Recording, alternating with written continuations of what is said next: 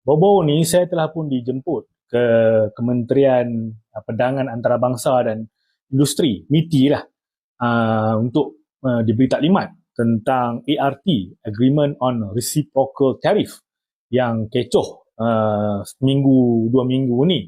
Jadi saya terima jemputan tu melalui email dan saya pun pergilah.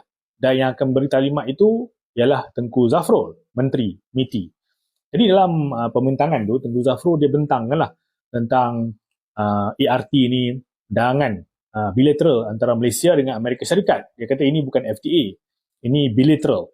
Jadi diterangkanlah dari segi aspek halalnya, kemudian dari segi aspek REE-nya, dari aspek tarif, dari aspek percukaian dan sebagainya.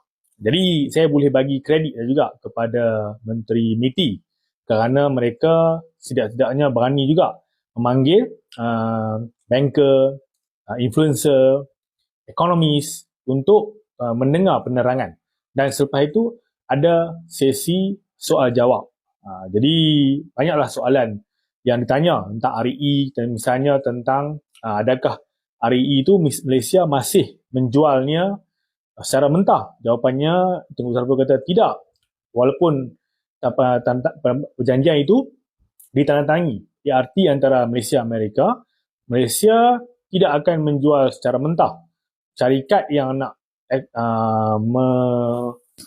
mining lah, mineral itu perlu membina kilang di Malaysia, menjana peluang pekerjaan sebelum dijual dalam bentuk yang semi product ataupun end product, tuan-tuan. Jadi ini info yang diberikan oleh Tengku Zafrul dalam pembentangan tu, dan dari segi aspek halal pun saya difahamkan Tengku Zafrul mengatakan bahawa memang hal Amerika ni dia nak longgarkan, Malaysia longgarkan syarat halal itu dan menerima halal Amerika. Maksud di Amerika kan dia ada Islamic Center. Islamic Center dia tak ada macam kita negara kan, JAKIM yang keluarkan segi halal itu. Mereka tidak, mereka ada Islamic Center di setiap negeri lah. Negeri macam contohnya di Tennessee ada dia punya Islamic Center dia, yang mereka yang keluarkan halal mereka tu. Contohnya, tuan-tuan. Jadi mungkin berbeza-beza, setiap negeri itu berbeza-beza.